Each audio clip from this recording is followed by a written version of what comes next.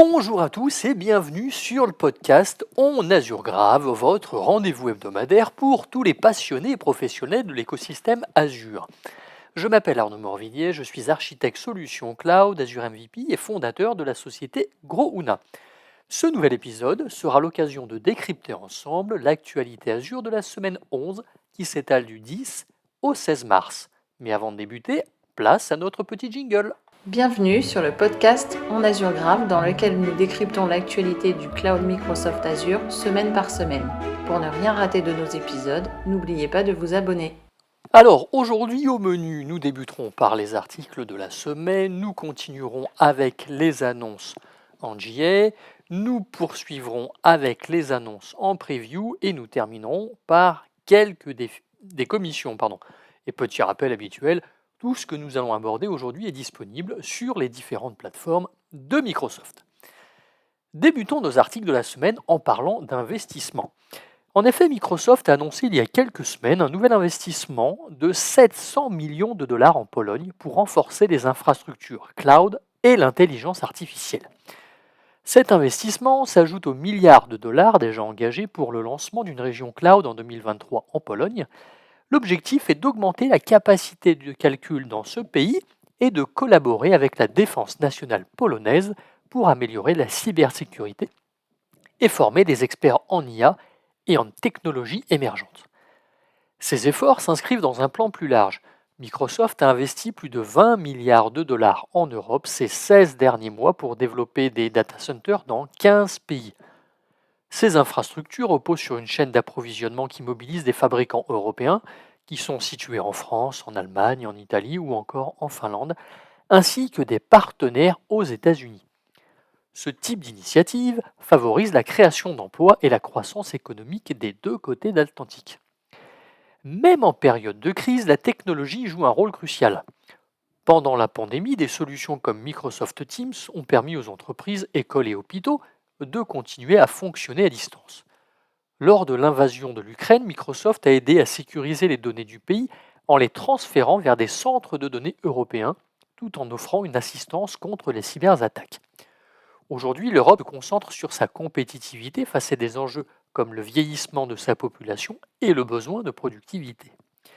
L'intelligence artificielle devient essentielle pour les entreprises et les institutions européennes car elle peut améliorer l'efficacité dans de nombreux secteurs comme l'industrie, la santé, la recherche ou encore les administrations. Par exemple, grâce à l'IA, une entreprise de logistique peut optimiser ses livraisons et réduire ses coûts, ou encore un hôpital peut analyser des images médicales plus rapidement pour poser des diagnostics plus précis. L'IA est une technologie qui devrait transformer l'économie comme l'électricité ou l'informatique en leur temps. Pour accélérer son adoption, Microsoft propose des infrastructures cloud avancées et des outils d'IA accessibles aux entreprises et aux chercheurs européens. La plateforme Azure AI Foundry, dont on a déjà parlé, permet par exemple aux développeurs d'expérimenter et d'optimiser des modèles d'IA avec le support de solutions open source comme Llama et Mistral. En parallèle, la formation est un enjeu clé.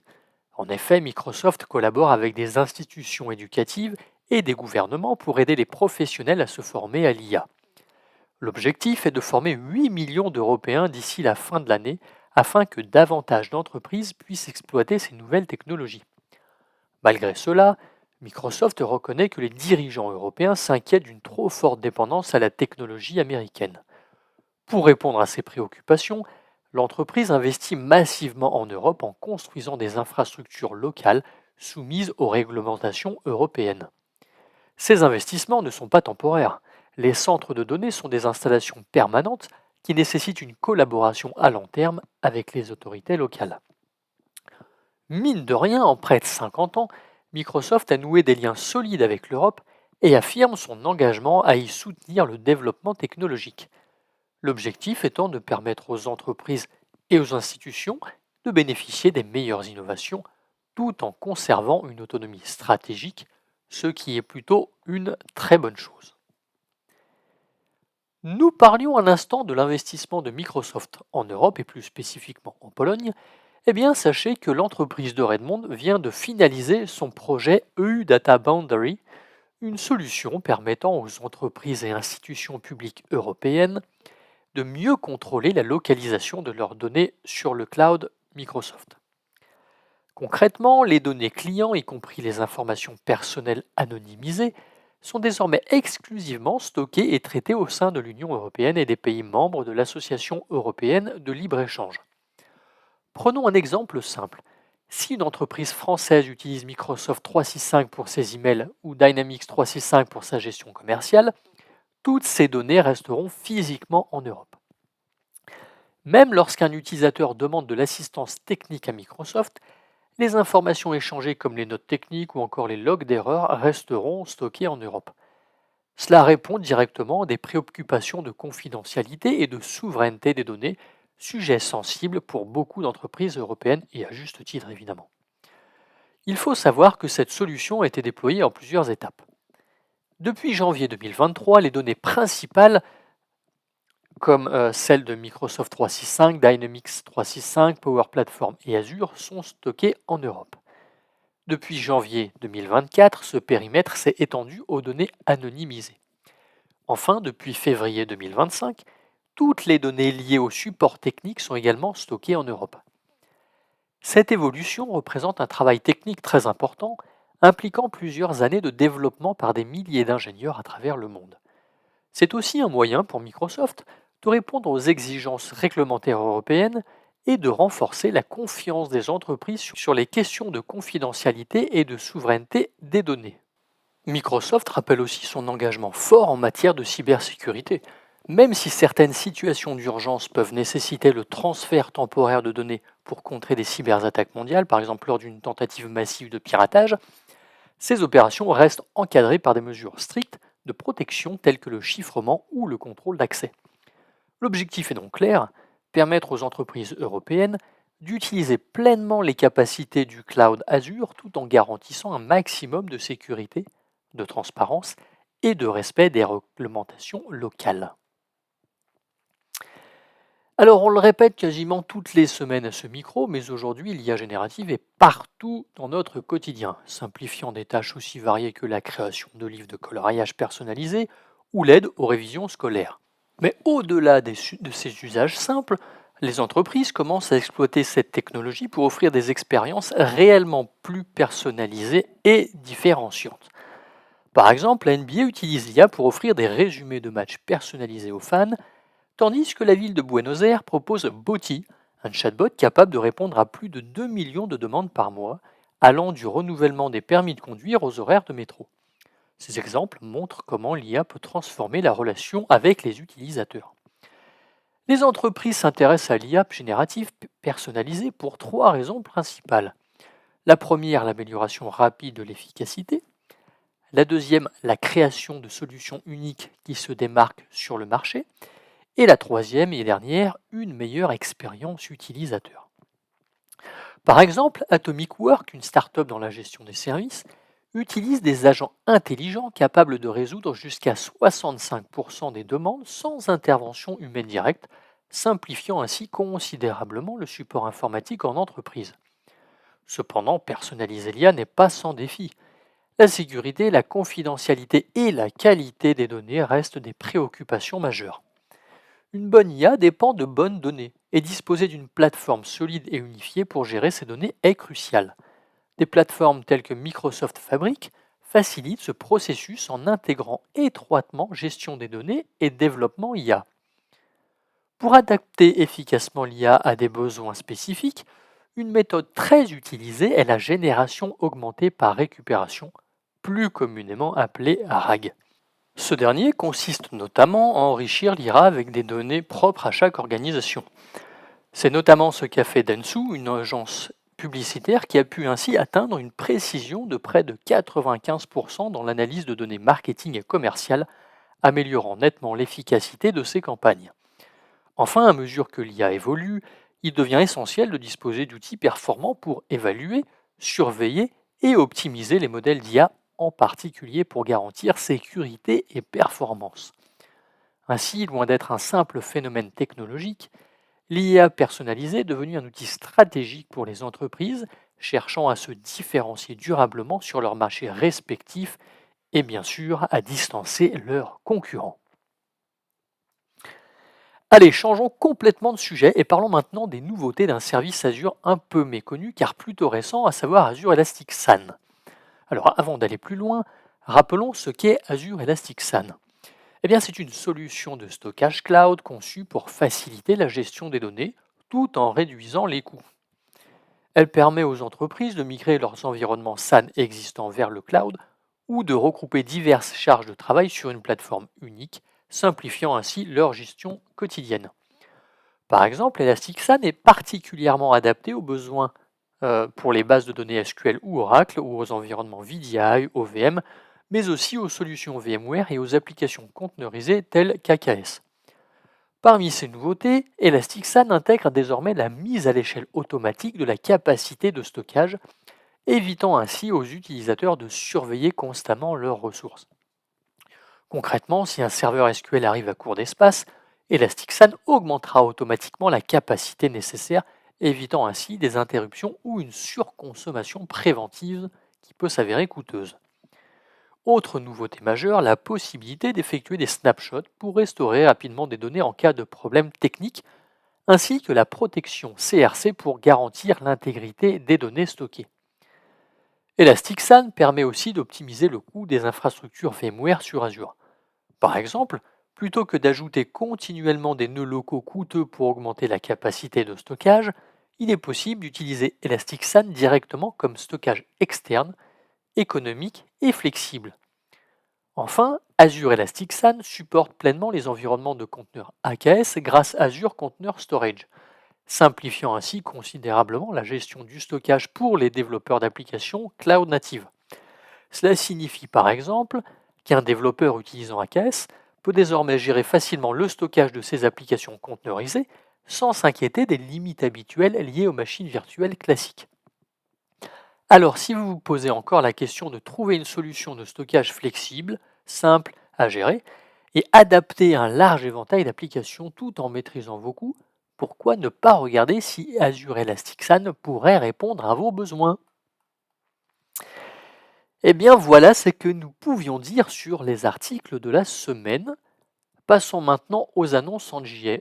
Et débutons avec le service Azure Container Apps qui continue son expansion puisqu'il débarque dans 4 nouvelles régions, à savoir Australia Southeast, France South, Japan West et Spain Central. Désormais, lors de votre déploiement de votre cluster AKS, si vous sélectionnez une taille de VM qui supporte les disques OS éphémères mais sans spécifier la taille du disque, eh bien sachez qu'AKS spécifiera la taille à votre place. Voilà, donc c'est une manip en moins pour vous. On continue avec AKS où la fonctionnalité Message of the Day fait son apparition sur les nœuds Linux évidemment. Pour rappel, cette fonctionnalité permet d'afficher un message ou des informations personnalisées à l'échelle du système à l'intention des utilisateurs lors de leur connexion sous Linux. Et ce n'est pas tout côté AKS puisqu'il est désormais possible de monitorer la réparation automatique des nœuds grâce à l'apparition de nouveaux événements dans Kubernetes. Ces derniers vous avertissent dès que la réparation automatique des nœuds démarre et termine les actions de réparation dans votre cluster. Et pour ceux qui se demandent ce qu'est la réparation automatique des nœuds, eh bien c'est un processus intégré qui détecte automatiquement les nœuds défectueux et tente de les réparer par des actions de redémarrage, de redéploiement ou de reimaging.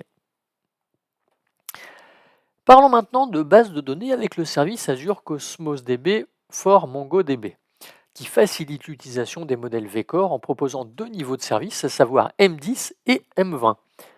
M10 propose un vCore, 2 Go de RAM et jusqu'à 128 Go de stockage, alors que M20 propose 2 vCore, 4 Go de RAM et lui aussi jusqu'à 128 Go de stockage. Et toujours sur le modèle vCore, Azure Cosmos DB for MongoDB, qui propose une fonctionnalité de mise à l'échelle automatique pour vos instances pour gérer vos pics de charge. Alors, prenons maintenant quelques minutes pour évoquer le service Azure Database for PostgreSQL où l'équipe produit a fait un gros travail avec pas moins de 7 annonces en GA pour ce mois de mars. Tout d'abord, le service débarque dans une nouvelle région, à savoir New Zealand North. Ensuite, plusieurs extensions sont prises en charge comme l'extension Top N qui renvoie les valeurs les plus élevées d'une base de données selon certains critères. Cela vaut également pour l'extension PostgreHLL qui introduit un nouveau type de données HLL qui est une structure de données hyper-log-log. L'extension TDI-GEST, qui est une structure de données pour l'accumulation en ligne de statistiques basée sur le rang tels que les quantiles et les moyennes tronquées, fait également son apparition. Tout comme l'extension PGRepack, qui réorganise les tables dans les bases de données PostgreSQL avec un minimum de verrous. Cette dernière était déjà prise en charge. Ici, on parle de la mise à jour avec la version 1.5.1 qui est désormais disponible. Nous n'en avons pas terminé avec Azure Database for PostgreSQL puisque 3 nouvelles recommandations débarquent dans Azure Advisor. Ces dernières permettent d'identifier et de résoudre proactivement davantage de scénarios de performance pour votre base de données.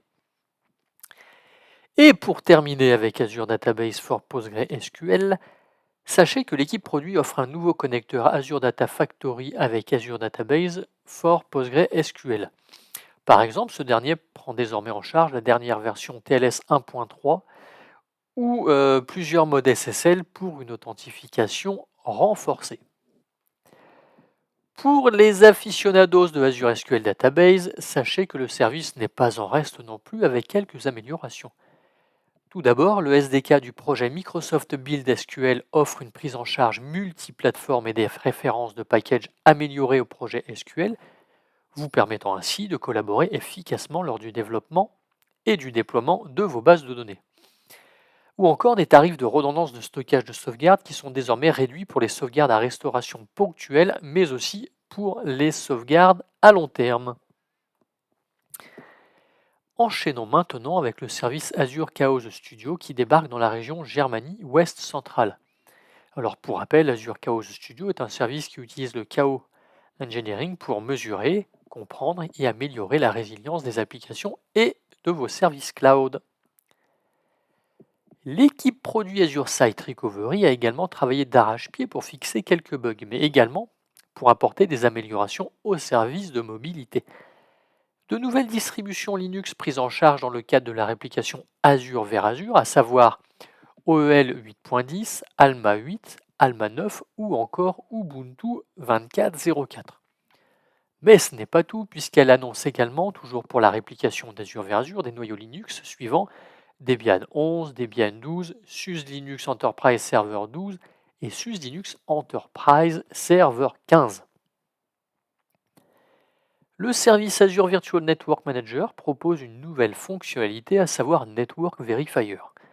Cette dernière vous permet de vérifier si vos stratégies réseau autorisent ou interdisent le trafic entre vos ressources réseau Azure. N'hésitez pas à creuser le sujet si cela vous intéresse. Terminons les annonces en JA en évoquant le service Azure API Management que vous pourrez consommer de manière privée directement depuis Azure Front Door via les Private Endpoints. Alors très honnêtement, je pensais que c'était déjà pris en charge, mais apparemment non. Donc pour rappel, par contre, seul le niveau Premium côté Azure Front Door permet d'utiliser les Private Endpoints. Nous en avons terminé avec les annonces en JA, switchons sur celles en preview et les 3 premières concernent AKS. Tout d'abord, sachez que vous pouvez maintenant monitorer les composants du control plane de votre cluster, tels que le serveur d'API et etcd grâce aux nouvelles métriques disponibles.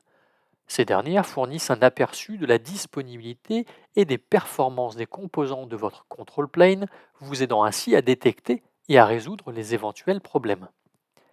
Ensuite, AKS supporte désormais la version 3 de l'OS maison Linux, à savoir Azure Linux. Sachez qu'il sera disponible par défaut sur la version 1.32 de Kubernetes. Et enfin, pour les fans de conteneurs Windows, la prise en charge des poules de nœuds de VM tournant sur Windows dans AKS. Ainsi, AKS peut gérer directement le provisioning et le bootstrapping de chaque nœud Windows.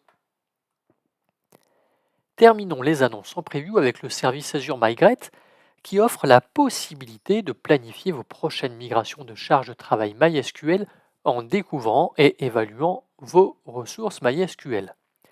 Cela vous permettra rapidement de savoir ce que vous devez faire avant de pouvoir vous migrer vos charges de travail MySQL sur Azure. Eh bien, je vous propose maintenant de passer aux décommissions. À compter du 5 mai 2025, AKS ne prendra plus en charge les nœuds WebAssembly System Interface. Du coup, si vous souhaitez exécuter des charges de travail de ce type, vous pourrez toujours déployer SpinCube sur AKS. Ce n'est pas tout côté AKS qui a retiré le 10 janvier 2025 l'image GPU AKS qui était en preview. Alors on nous prévient en mars pour quelque chose qui a été retiré en janvier. Donc des solutions alternatives existent, comme par exemple de créer un pool de VM GPU et d'installer le plugin NVIDIA. Et terminons cet épisode par le retrait de Status Monitor en version 1 qui sera retiré le 31 mars 2025, donc à la fin de ce mois. Ce dernier a été remplacé par Application Insight Agent depuis de nombreuses années déjà. Je crois que c'est le cas depuis 2019. Voilà, c'est tout ce que nous pouvions dire aujourd'hui. J'espère que cet épisode vous a plu et que vous avez appris plein de choses et potentiellement que vous allez tester plein de choses également. Pour ma part, je vous donne rendez-vous la semaine prochaine pour un nouvel épisode. Je vous souhaite une excellente journée et à très vite.